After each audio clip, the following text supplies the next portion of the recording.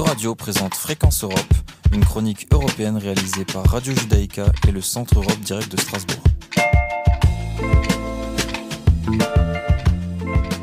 Bonjour, j'accueille Olivier Singer de l'Europe Direct de Strasbourg pour sa chronique européenne. Cette année, l'Europe célèbre les 40 ans de l'espace Schengen, mais au fond, Schengen, c'est quoi ? Alors c'est l'une des réalisations les plus concrètes de l'Union européenne. Elle permet à plus de 3,5 millions de personnes chaque jour de franchir une frontière intérieure sans contrôle, sans montrer leurs papiers. Tout part d'un accord signé le 14 juin 1985 dans le village luxembourgeois de Schengen, au carrefour entre la France, l'Allemagne et le Luxembourg. Ce jour-là, 5 pays, la France, l'Allemagne, la Belgique, le Luxembourg et les Pays-Bas, ont décidé de supprimer progressivement les contrôles aux frontières intérieures. Mais attention, il ne s'agissait pas d'ouvrir les portes à tout va. En échange, ils ont renforcé la surveillance de leurs frontières extérieures ensemble. Pourquoi seulement en 1985 et avec 5 pays ? Oui, c'est une bonne question. Dès 1950, le traité de Rome évoquait déjà la libre circulation des personnes, mais dans les faits, les contrôles aux frontières ont été maintenus pour des raisons de sécurité, de souveraineté ou de méfiance. C'est dans les années 1980, face au blocage aux frontières, notamment des chauffeurs routiers mécontents, et à une nouvelle volonté politique, que l'idée d'un espace sans contrôle aux frontières a pu aboutir. Et aujourd'hui, combien de pays font partie de Schengen, Olivier ? 29 en tout, dont 25 membres de l'Union européenne sur les 27.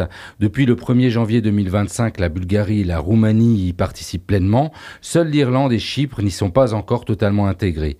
Et 4 pays non membres de l'Union européenne y sont associés, la Suisse, la Norvège, l'Islande et le Liechtenstein. Olivier Singer, Schengen, c'est quoi au quotidien ? C'est la possibilité d'aller de Lille à Munich ou de Strasbourg à Lisbonne sans avoir à montrer ses papiers.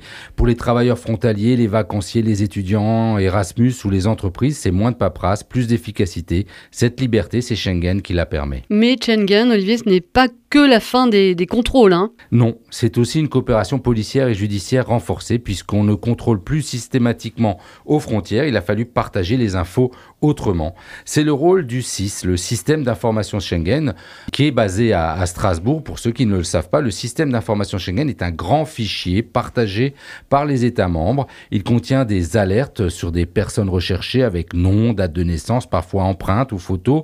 Il enregistre aussi des documents volés ou des véhicules suspects. Chaque jour, 20 millions de recherches sont effectuées dans le système d'information Schengen par les autorités de police, des douanes, des migrations des États membres. C'est devenu l'outil central du système Schengen. Et pour surveiller les frontières extérieures, l'Union européenne s'appuie sur Frontex, l'agence de garde-frontières renforcée depuis la crise migratoire de 2015. Mais malgré tout ça, certains pays réintroduisent des contrôles ? Oui, mais c'est prévu. En cas de crise sanitaire, de menaces terroristes ou de troubles graves, un pays peut rétablir temporairement les contrôles. C'est prévu par une clause de sauvegarde, mais cela doit rester exceptionnel. Oui, et c'est sur cette base que l'Allemagne a renforcé les contrôles à la frontière française ? Exactement. Le nouveau gouvernement de Friedrich Merz a réintroduit des contrôles côté allemand.